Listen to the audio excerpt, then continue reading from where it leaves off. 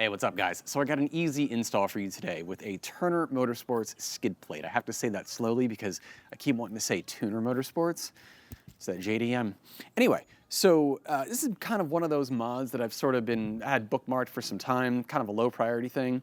However, I've realized that I've spent a lot of time on I'm looking over here because the car is over here out of frame, but whatever. So I realized that I've spent a lot of time on the road in the past year with this car. We go to farther and farther away car shows. Now that the kid's in college, going back and forth, bringing him back and home for the holidays and stuff like that. And so I've seen a lot of crazy stuff on the road. Now, if you're not familiar with the F8X design, why that matters. So for the F8X cars, the oil cooler runs at the bottom of the car, but it runs parallel to the ground, right? So it is kind of protected by a plastic plate.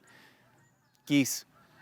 But it's not inconceivable that a big enough piece of road debris could pierce through the plastic plate and pierce the oil cooler. That would be bad news bears. So this one from Turner Motorsports is a direct OEM replacement. It's aluminum, much stronger, very nice design.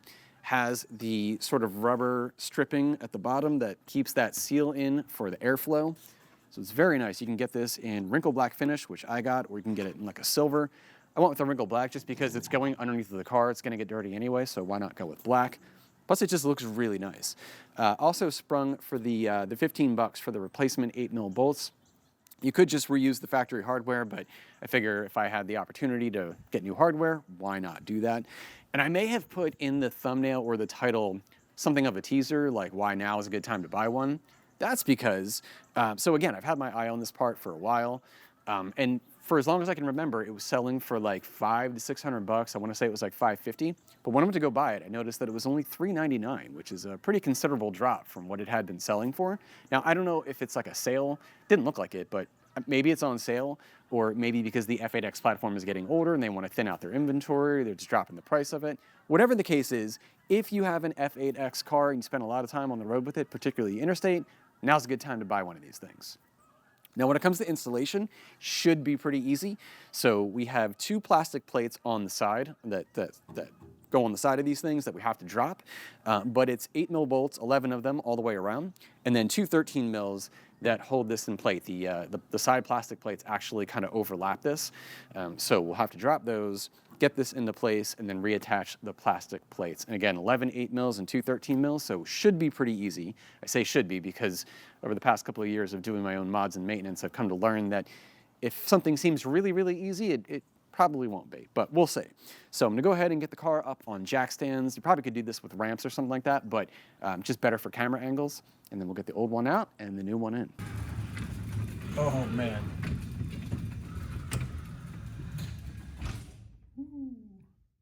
All right, car is up on jack stands. That's great. By the way, stay tuned. Got some major maintenance stuff coming up, and y'all know what that is. Yup. Just waiting on some gaskets.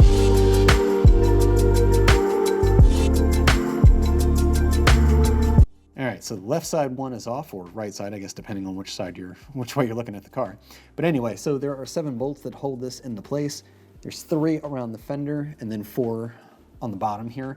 Technically, you probably don't have to remove it all the way. You can leave the one on the very end of the fender in place to get access to that 13mm, but I just removed it anyway. And then we got all the ones around here to remove, and then on the right side, and then we'll swap out the old one for the new one. So you have 1, 2, 3 up here, and then you have 4 along the front. So it should be pretty easy.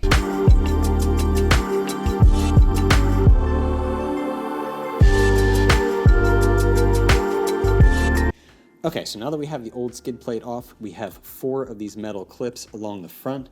I've got 3 of them off so far. We have 4 along the front that we have to take off and put on the new skid plate. So these are kind of clamped down into place, kind of a weird clip, but if you have like a flathead screwdriver or something, you can slide under here, kind of pull up just a little bit to loosen it up, and then it'll slide right off, and then we'll just put them right back in place on the new one, and this will help secure the 8mm bolts to the front of the underside of the bumper.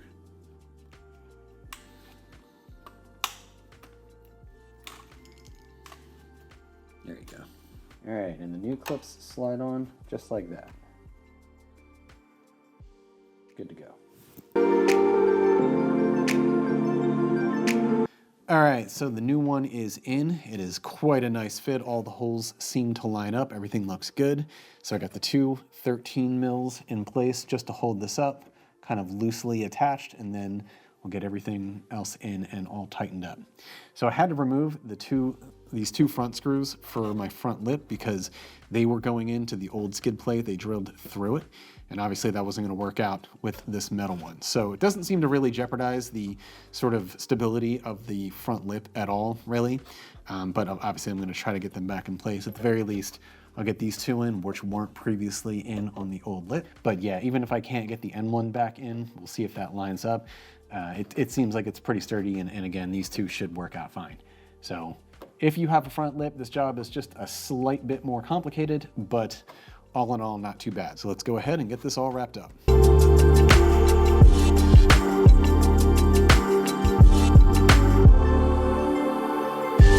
All right, guys, we are all done. So everything fit perfectly. Got everything in place here. And now as for the front bolts, you know what? Honestly, when I put my front lip on, these bolts were underneath the carbon fiber, so they kind of went over this. I don't remember them fitting, which is why I kind of put these auxiliary screws in just to hold it in for a little bit extra, retention. But, I don't know. They went through just fine with this setup. I don't remember what the issue was, but yeah, these screws, totally not necessary. Got these two in, holding the actual lip in to the plate, to the front bumper. These went back into place. So yeah, everything actually worked out pretty well. And I was able to get rid of these two screws. So everything is looking pretty good. Perfect fit, perfect OEM fit. So very happy. Good stuff. And lots better protection. All right, so let's talk through this installation. So really wasn't that bad. It was pretty easy. I think that if you're somebody who wants to start doing their own, mods, this isn't a bad place to start because essentially you're just removing a couple of bolts, swapping out one part for the exact same version of the other, and then putting the same bolts back in again. So, I mean, granted, that is kind of what you do with like the majority of mods in a sense, but this one is pretty easy. So it kind of gets you in the sense of being under the car, swapping some stuff out, and yeah, not a bad place to start. It's hard to mess up. So just a little FYI for anybody who maybe wants to start getting into their own mods. If you have an F8X, this is a pretty good place to start. Here's where I messed up though, is that I was kind of rushing. I was trying to go fast. What happened is that everything was going great. When I put the new skid plate into place, I held it in with the 13 mil bolts that I just hand tightened into place, but like really not all the way because I wanted to make sure that everything lined up right. Well, then I started going to town on the 8 mil bolts, and then what happened? I got everything all tightened up, everything was good to go, and I realized that I forgot to tighten the 13 mil. So even with a insanely simple mod like this, it is possible to kind of mess up, but not catastrophically, but you know what I mean. I guess the lesson here is don't rush. So anyway, but overall, the installation was very easy to do. The part fit perfectly, all the holes lined up great. It's slightly more difficult if you have a carbon fiber lip. Even if you have those two 8 mil bolts in the right place going through your lip, the ones on the end, the two on the end are a little tough to get to, and that brings me to this point. I set this aside. Hold on. Where is it? Oh, it's in my pocket. So, this right here. I'm going to link these in the description below. This tool was kind of a lifesaver for doing this job because the socket wrench and wrench set that I have does not have an 8 millimeter. It doesn't go down that far. So I got these. So it's an open-ended wrench on one side and it's kind of like a ratcheting on the other, right? And it swivels too. That's really kind of the key thing here. So I got this to do the Downstar kit. When I was doing the Downstar kit for the bolts that are alongside the fender, I specifically got this for that job. But it turns out this worked really well for getting the two really hard to reach 8 mil bolts that were on the outer side right next to the edge of the front lip. There was just enough of the carbon fiber covering it so that I couldn't reach it with the socket. So this came into place. So again, I'll link this in the description below along with everything else that was used for this video. So if you're doing this and you have a carbon fiber front lip, highly recommended that you pick a set of these up. So anyway, otherwise, again, everything went great. Fitment was perfect. Feel a little bit better about driving on the interstate now. So good to go. And again, given the price of this thing right now, again, if you have an F8X, not a bad time to pick one of these up. So anyway, I hope you found this video helpful. Give it a thumbs up if you did. Subscribe if you haven't already. A lot of maintenance stuff coming up, some downpipes coming up, more stuff coming soon all together. And yeah, so I will catch you in the next one. Thanks for watching.